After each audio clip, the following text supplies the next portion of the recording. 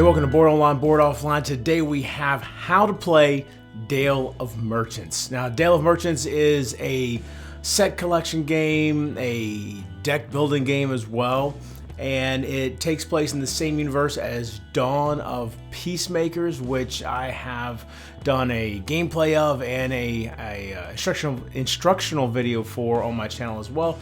So this comes from Snowdale Design, and it is a game with really cool artwork. I like it a lot, and it's got so much variety in it because at this point there's 3 different sets that are out: Dale of Merchants, Dale of Merchants 2, and Dale of Merchants Collection.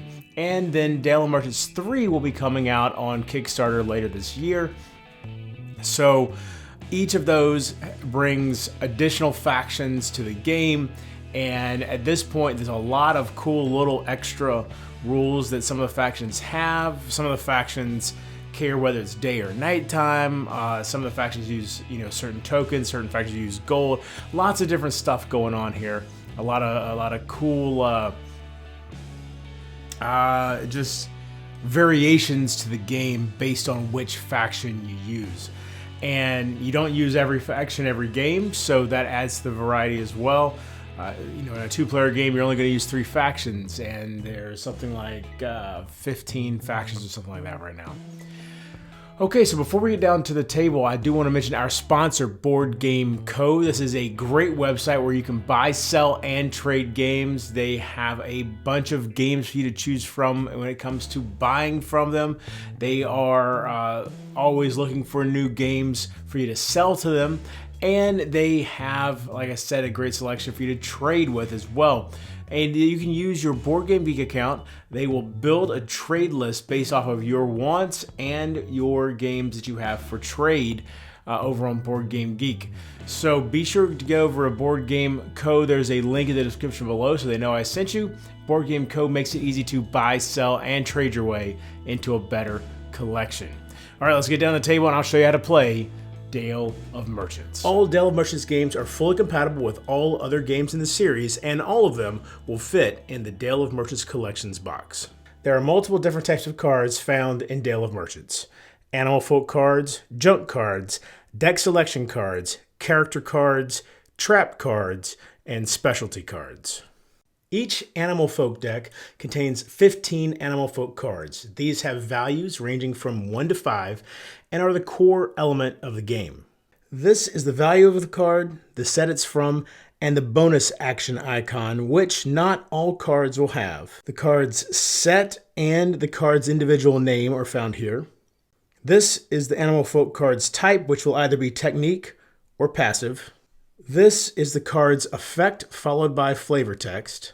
And this icon indicates which of the Dale of Merchants game the card is from. This symbol is the Dale of Merchants Collection. This symbol is the Systematic Eurasian Beavers expansion. This symbol is Dale of Merchants. This symbol is Dale of Merchants 2. And this symbol is Dale of Merchants 3, which will be coming out later this year. Technique cards can be played as a technique action. If the card has a bonus action icon, as you see here, the player is awarded with a bonus action after using the technique. Passive cards generally have effects which apply when the player has the card in their hand, but some do provide effects elsewhere as indicated by their text. When a player uses a card for the passive effects, they must show the card to other players and then fully resolve its effect. Players start the game with multiple junk cards in their deck. The primary purpose of junk is to purchase new Animalfolk cards from the market. Character cards provide the players with unique and powerful abilities. If players choose to use these cards, they each receive one at the start of the game. Specialty cards are used alongside their respective character cards, and their function varies wildly from card to card. Trap cards are another optional feature that may be included if players want to further increase the interaction between players.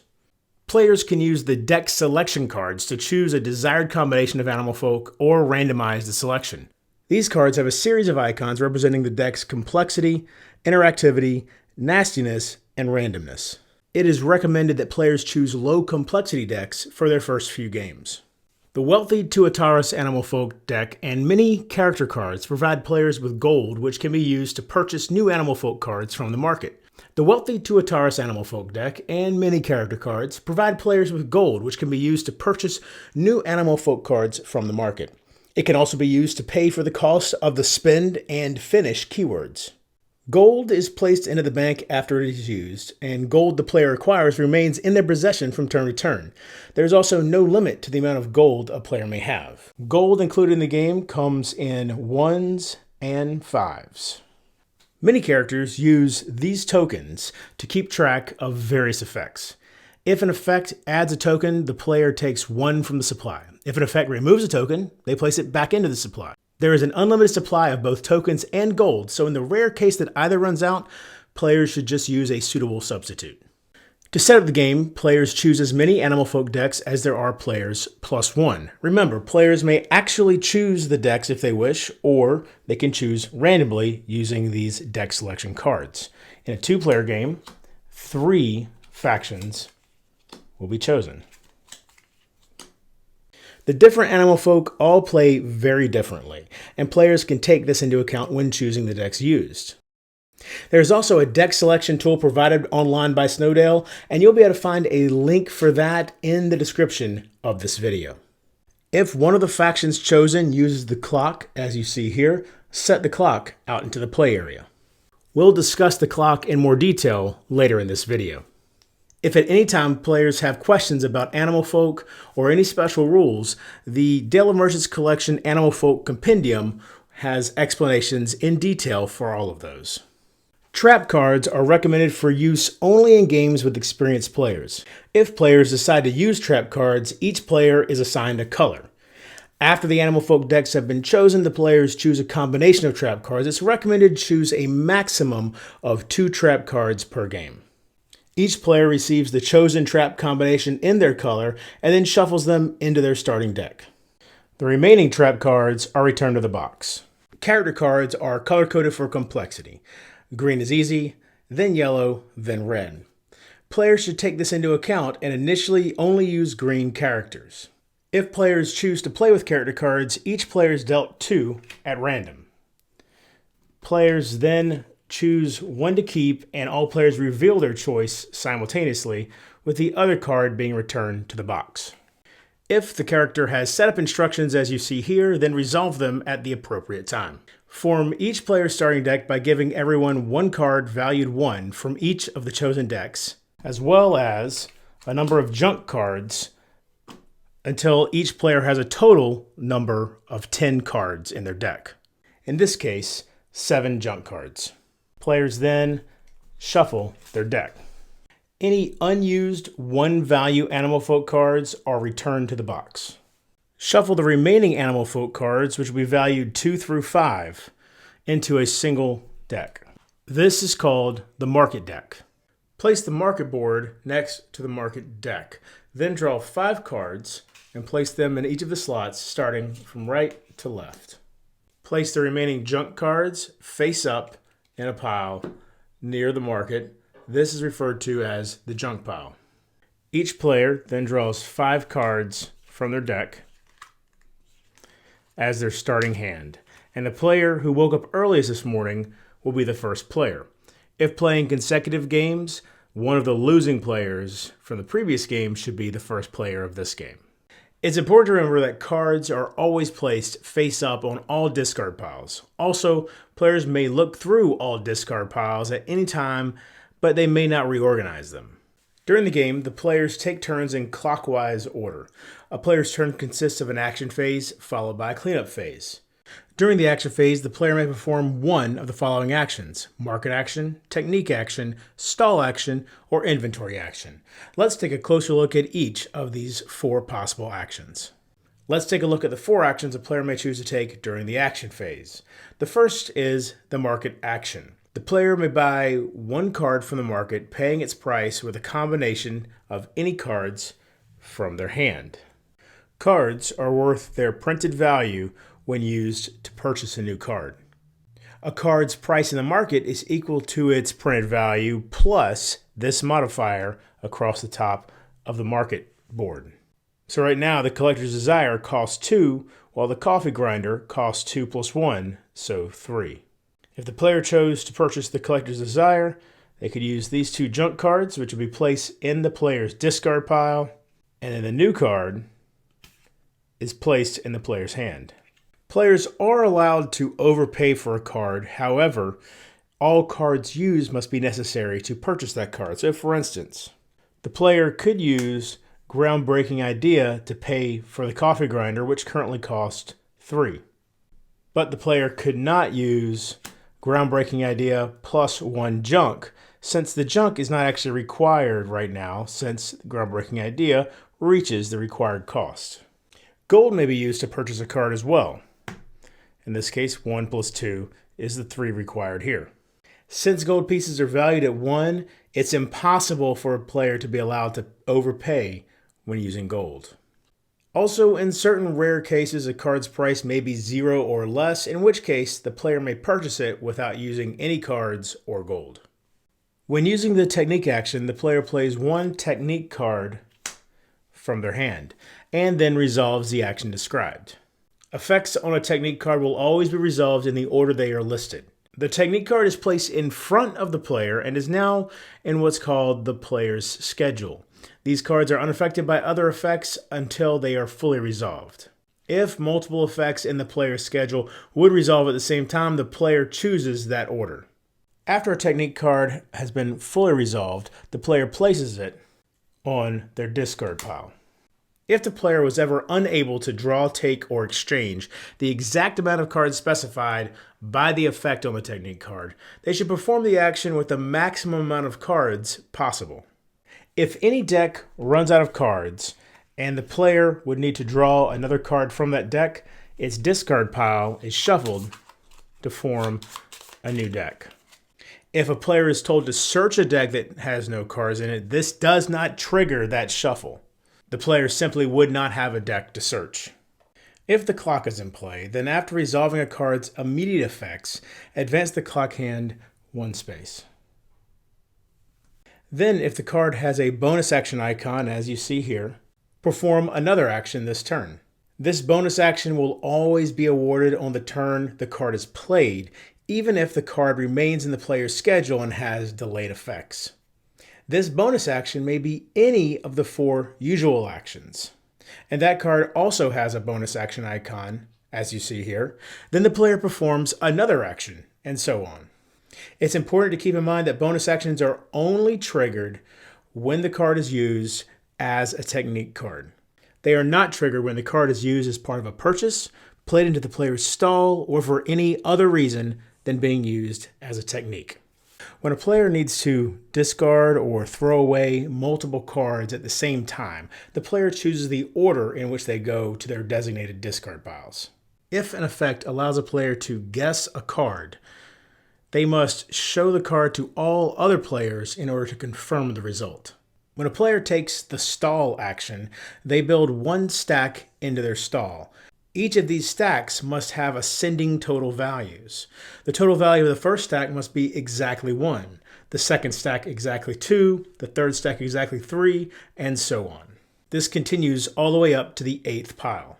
Any cards used for building these stacks may not be used for other actions. To build a stack, the player chooses any number of Animalfolk cards that belong to a single set from their hand. These selected Animalfolk cards must add up in value to the required amount. So in this case, the next stack needed is 3. The player may choose the coffee grinder and the fumbling dreamer to create that stack. Alternatively, the player could have chosen alternative plan. However, the player could not have chosen coffee grinder and meddling marketeer since they come from different sets, even though they have the right value. And the player could not have chosen 2 coffee grinders because even though they come from the same set, their value is 4 instead of 3. Stacks should always be placed face up in a way that leaves all of the card values visible. Also, a stack must be completely built in a single action. There are instances where a card effect may modify the player's stack value or even manipulate the cards within them. Regardless of what is done to a stack after it is built, the total value of the next stack is only determined by the number of stacks that have already been built. So even if somehow the value of this stack was changed to 4, the next stack would still need to be valued at 4. The inventory action simply allows the player to place any amount of cards from their hand into their discard pile. They may even choose to discard 0 cards if they wish. After the active player has resolved one of these actions and any possible bonus actions, their action phase ends immediately and their cleanup phase begins. Keep in mind the cleanup phase is still considered a part of the active player's turn and they may still use passive effects of certain cards. The first thing the player will do in the cleanup phase is fill their hand back to 5 cards. This is of course assuming that their hand limit is still 5, unless it's been adjusted by certain effects. If for any reason the player has cards in their hand in excess of their hand size prior to drawing, they do not discard the excess, but they also do not draw any new cards. At the end of this step of the cleanup phase, the player should always have at least their hand size worth of cards. If both the player's deck and discard pile are empty, and the player needs to draw cards during the cleanup phase, they will draw cards from the junk pile instead. Keep in mind, drawing from the junk pile in this way occurs only in the cleanup phase. Also, unlike all the other cards in the game, there is considered to be an unlimited supply of junk cards. In the rare case that the junk pile runs out, the players should use other cards from the box not currently in use for this game as substitutes. After the player has filled their hand, the cards in the market are moved to the rightmost empty space. Then the players draw as many cards as necessary to refill the market. The market is always filled starting with the rightmost empty spot going left. If the market deck ever runs out, shuffle the discard pile that will be starting here to create a new deck. If the market deck and the discard pile both run out at the same time, the market will only be partially filled. Once a player builds the 8th stack in their stall, the game ends immediately and they're the winner. Certain character card effects may make a player ineligible to win the game. In these cases, the player may still build the 8th stall but may not build any more after that. If that player manages to get rid of the condition that prevents their victory, they then will immediately win the game. Mongooses and bats both use the clock. If players include either of them or a specific character card in a game, the clock is placed on the table and is used to keep track of the day during the game.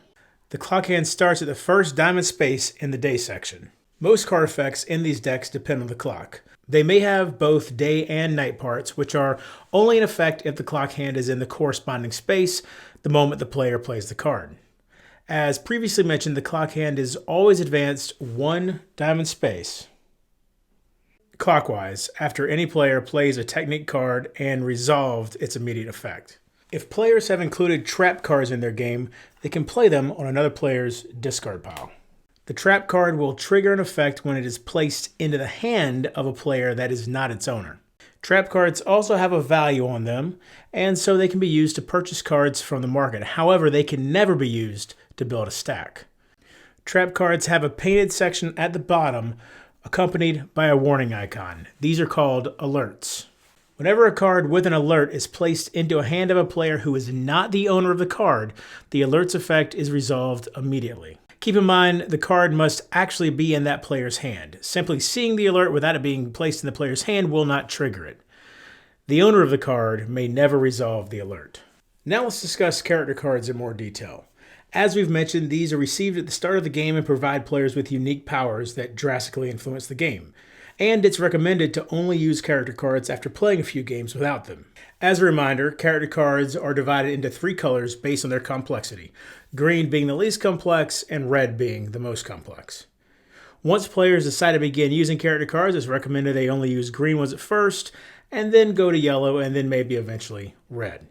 On a character card, players will find the character's name and title, additional components that character will use, any setup, abilities, passive effects, and flavor text will be found here, and of course an icon indicating which game of Dale of Merchants the character is from.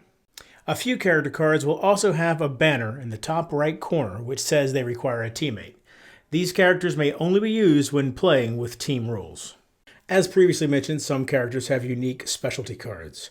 These have different uses which are always fully explained on the character cards or on the specialty cards. Each specialty card has a name indicating the character it belongs to. Some specialty cards are shuffled into players' decks and function similarly to Animalfolk technique cards. However, these cards have a specific owner and may never be placed into a stack. These cards also will have alerts on them, as you can see here. Specialty cards not found in a player's hand, deck, or discard pile may never be stolen from them by any means. Character and specialty cards provide different types of effects. Passive effects apply while the character card is in play, just as they do on Animalfolk cards. Abilities, on the other hand, have a colored bar at the top which shows the ability name and its usage restrictions, such as Showcase. This number shows that this ability can be used once, while this one has an infinite number of uses. Next to that is the ability Timing, which indicates when it can be used. However, it's important to note that the ability may not be used in the middle of resolving any other effect. So Showcase can be used during your action phase, as can Bet. Below all that is the ability's effect, and finally below that is the passive effect of the ability. If a character or specialty card effect activates an action, that action will count as the player's action for that turn. Some cards refer to opponents using this icon. All players are opponents with each other, unless, of course, they are using the team rules. If players want to play in teams, they can use these rules found on page 8 of the rulebook, as long as they have 4 players. Page 10 of the rulebook includes detailed explanations of all the keywords in the game. However, one that will be used a lot is throw away, so I did want to explain it real quick right now. If a player is instructed to throw away a card, they will place it on the location determined by the type of card. If the player needs to throw away junk, it will go back on top of the junk pile. If a player needs to throw away an Animalfolk card, it will go onto the Market discard pile. And if a player needs to throw away a trap or specialty card, it will go back into its owner's discard pile. And there you go, that's everything you need to know to play Dale of Merchants. I hope you enjoyed this video. If you did, please give it a thumbs up. If you like my channel, please subscribe. You can find me on Twitter @boredonlineboardoffline. And until next time, if you're bored online, board offline.